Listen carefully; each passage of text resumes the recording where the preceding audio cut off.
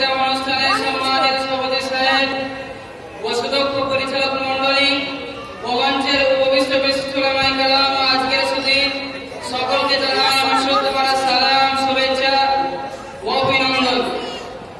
আজকে আমার বিষয়বস্তু গ্রন্থ সম্রাট আল কুরআন সম্পর্কে। বন্ধুগণ, বিশ্বের প্রত্যেক ধর্মের জন্য রয়েছে স্বতন্ত্র বিধানমালা, যার আলোকে প্রদর্শিত হয় ধর্মানুরাগীরা। সে ধর্ম